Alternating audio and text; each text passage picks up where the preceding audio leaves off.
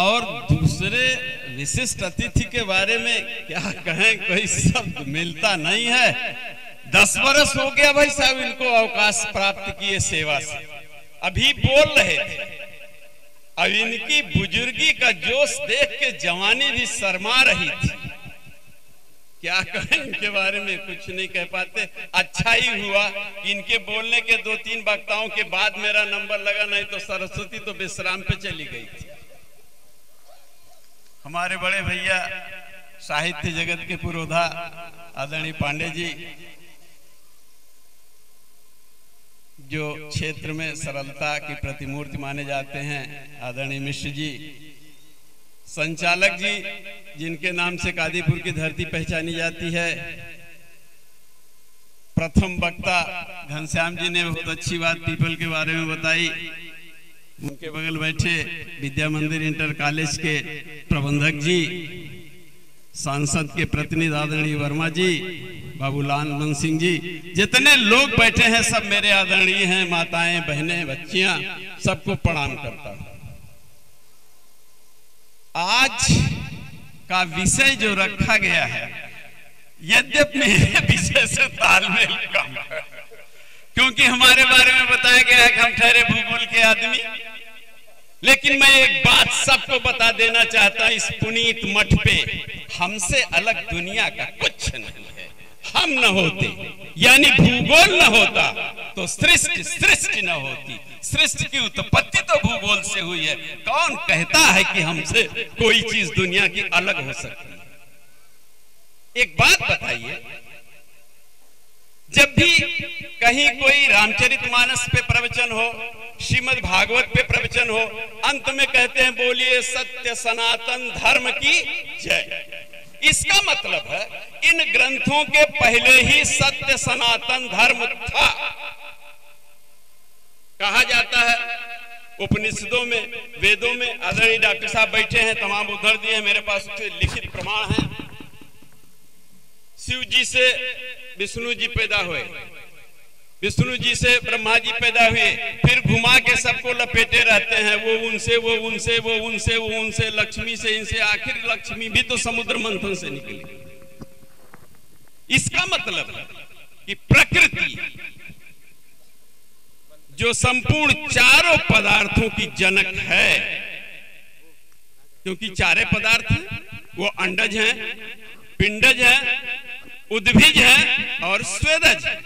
इसी से सृष्टि की संरचना हुई और इन्हीं की सम्यक ढंग से उपासना करना यानी आवश्यकता के अनुसार उपयोग करना, संरक्षण करना हमारा सनातन धर्म है। दूसरी एक बात आपसे कहना चाहते हैं, संस्कृत के विद्वान बैठे हैं, बहुत तो नहीं जानता हूं। सत्य सनातन दो शब्द है, सत्य सनातन। सत्य, सत और तत्। सत्य माने ये, सत्य माने ये और तत् माने वो, यही सत्य। ये और वो, आत्मा और परमात्मा, यही सत्य। सनातन क्या है? इसी का शाश्वत स्वरूप सनातन है। आत्मा और परमात्मा का अंतर संबंध बना रहे, यही सनातन है जो शाश्वत है। बना कैसे रहे? अब प्रश्न है कि बना कैसे रहे। एक बात बताइए, जितने लोग बैठे सारे लोग सत्यनारायण व्रत कथा सुने होंगे, सब सुने होंगे, मैंने भी सुना है। एक कहानी कही जाती है, कन्या कलावती थी, प्रसाद ली, लकड़हारा रहा, वो सत्यनारायण व्रत कथा सुना, प्रसाद लिया। आखिर कन्या कलावती ने किस सत्यनारायण व्रत को सुना था? लकड़हारे ने कौन सा सत्यनारायण व्रत कथा सुना था? ये कहीं उल्लेख है? बस यही आता है सत्यनारायण व्रत कथा सुने। तो सत्यनारायण व्रत जो है उसकी कथा क्या है? आखिर सत्यनारायण व्रत क्या है? जो सत्य है, जो यह और वह है, वही नारायण है। और यह और वह के अंतर संबंधों को विवेक पूर्वक बनाए रखना नारायण की उपासना है, वही सनातन है, वही हमारा सनातन धर्म। एक बात और कहें, जब सत्यनारायण व्रत की कथा प्रारंभ होती है, शुरुआती दौर में डॉक्टर अंजू सिंह बैठी हैं, गृह विज्ञान की विद्वान हैं।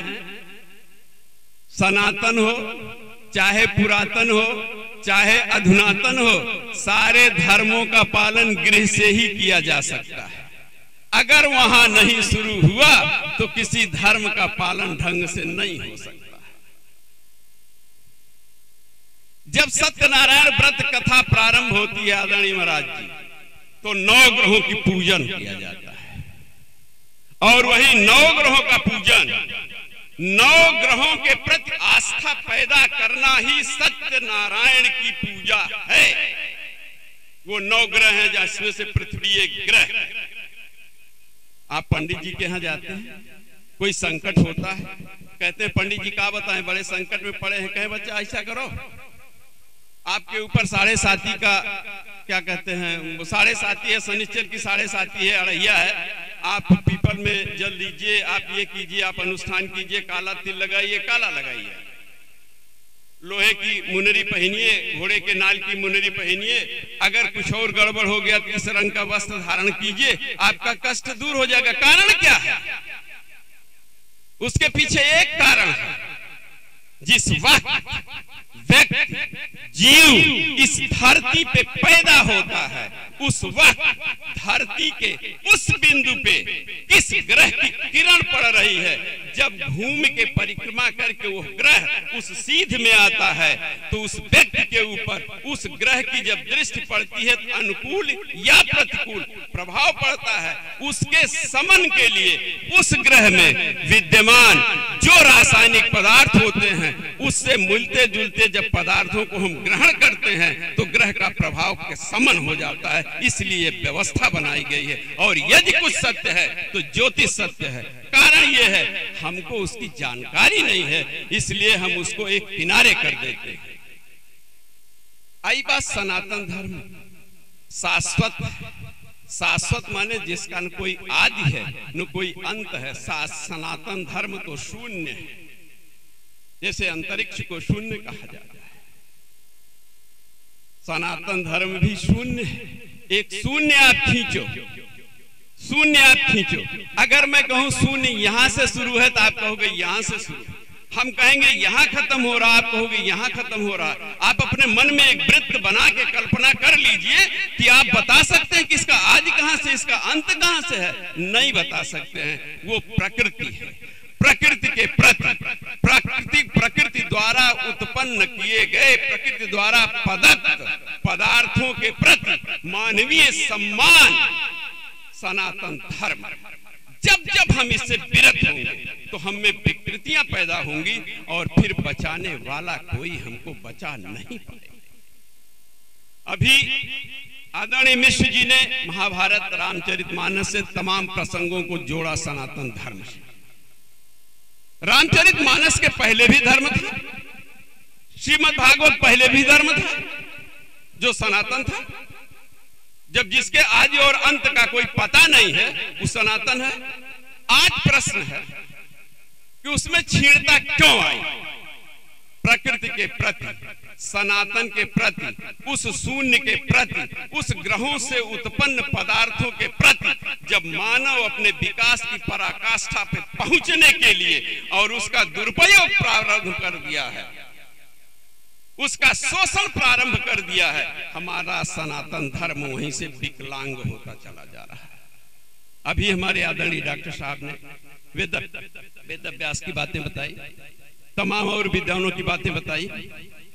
एक बात और है भाई साहब, ये जितनी रचनाएं की गई हैं इसमें से सबसे ज्यादा रचनाएं प्रयाग की धरती पे की गई है। मानस में लिखा है कि माघ मकर गति रवि तीरथ पतहि आव सब कोई। उसी रीत में धरती पे और कोई क्षेत्र नहीं है।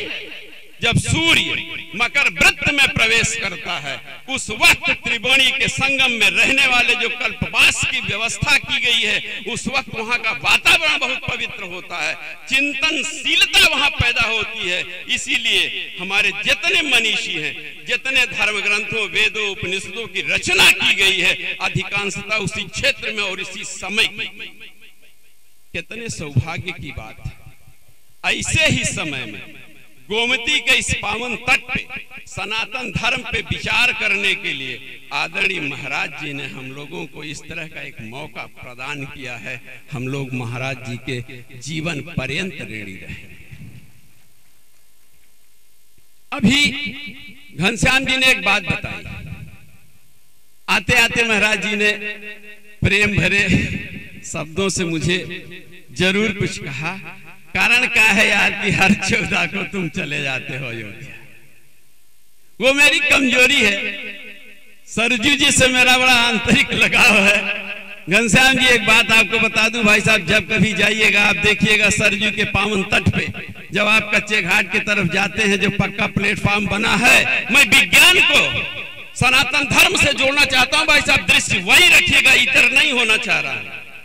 आप सरजू के किनारे उस पक्के प्लेटफॉर्म पे देखिएगा, वनस्पति विद्वानों ने शोधन करके जितने वृक्ष लगाए गए हैं सब पीपल।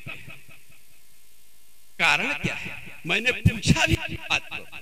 मई जून के महीने में जब सूरज की तीखी किरणें चमकती हैं, तो बालू भी चांदी के तरह से सरजू जी की गोद में चमकने लगता है।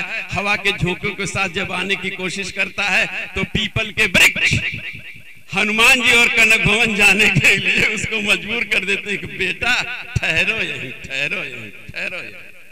आज हम अपने भौतिक विकास के लिए विज्ञान के आधार पे अपने धर्म से कहीं न कहीं च्युत हो रहे हैं, बुद्धि व्यायाम कर रहे हैं। हम अपने आदर्शों को छोड़ते जा रहे हैं।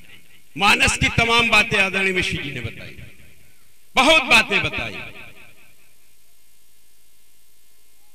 एक बात आपसे कहना चाहता हूं, दोनों बातें आपने बताई। महाभारत की चर्चा भी आपने किया, रामचरितमानस की चर्चा भी आपने किया। रामचरितमानस में राजा दशरथ के बुढ़ौती में 4 लड़के पैदा हुए।